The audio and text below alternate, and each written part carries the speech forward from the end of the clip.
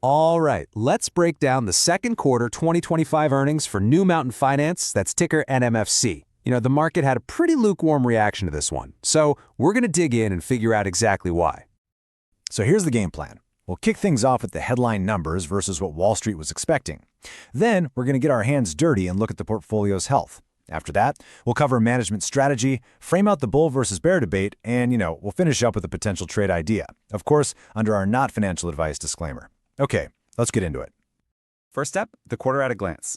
Let's see what those top-line results were and how the market actually reacted to them. Okay, so this is the big one, right? For any BDC, the number one question is always, did it cover its dividend? And on that front, NMFC delivered. They posted an adjusted net investment income of 32 cents a share, which was right in line with what analysts were looking for, and crucially, it perfectly covered their dividend. So that's the good news. But, it's never that simple. The top-line revenue, the total investment income, it actually came in just a little bit shy of expectations. We're talking a 1.3% miss. Now, that's not some huge disaster, but in a market that's picking apart every single detail, it was definitely enough to make some people nervous. And not mix of feelings, relief that the dividend's safe, but a little bit of concern on the revenue, that pretty much explains the market's mood perfectly. The stock slipped almost 2% on the day of the call. It's basically investors telling us they're feeling a bit cautious about what's going on under the hood.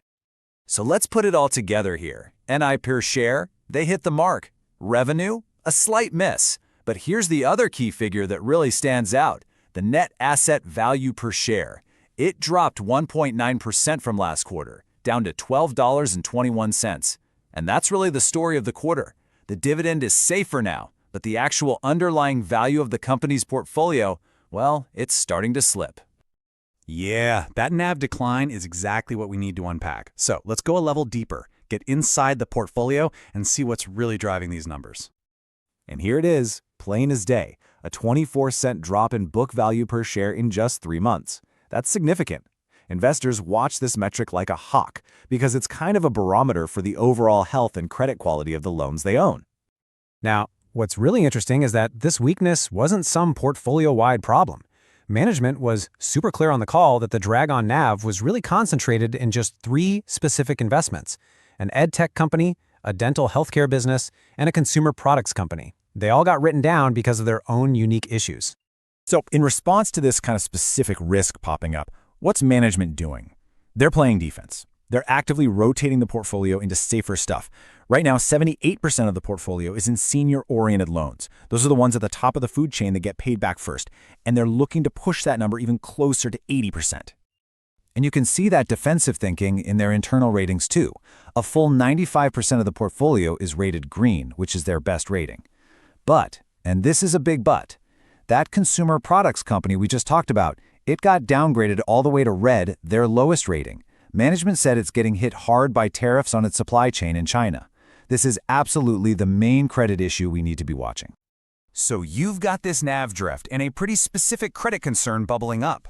How is management trying to control the narrative and calm the market down? Let's take a look at their playbook.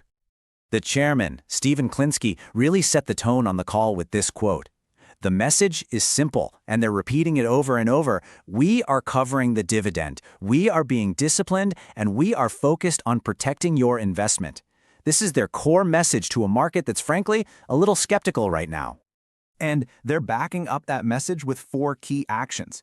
We already talked about them shifting into safer senior loans. They also went out and bought back almost $10 million of their own stock this quarter, which is a huge signal that they think it's undervalued. They have a dividend protection program locked in through the end of 2026.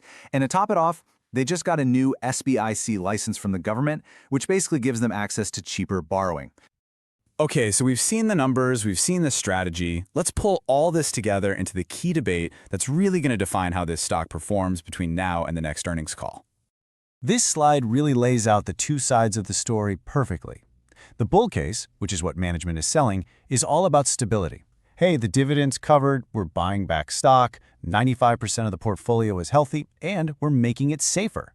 But then you've got the bear case, which focuses on all the negatives. That NAV keeps slowly drifting lower, the company could actually get hurt if the Fed starts cutting rates, the stock is lagging its peers, and that one red credit is a real concern. So where does that leave us? For the next call, we're landing on a rating of market perform. Look, management is saying all the right things, and they're taking the right defensive steps, but that persistent NAV erosion is a real problem. Until they can prove, with numbers, that they've stopped the bleeding and can keep their book value stable, this is a classic show-me story. They have to prove it. And that brings us to our final segment, a plausible trade idea based on all this. And just a quick reminder, this is purely for educational purposes. So the question becomes, how do you actually trade a show-me story like this? You've got a company that's clearly underperforming its peers, but that fat dividend yield makes it really risky to just go out and short the stock. Well, one answer is a market-neutral pairs trade. The thesis is super simple. NMFC is lagging the rest of the BDC sector because of its specific credit and NAV problems. So the trade is to go long the whole sector, using an ETF like BISD, while at the same time shorting NMFC. What this does is it isolates the company's relative underperformance from whatever the broader market is doing. And the catalyst to get out? You hold the trade until NMFC finally has a quarter where they prove they can keep that NAV stable, which should close that performance gap. And that's our breakdown of New Mountain Finance's quarter. Remember, this content is for educational purposes only. It is not financial advice. You should always consult with a professional.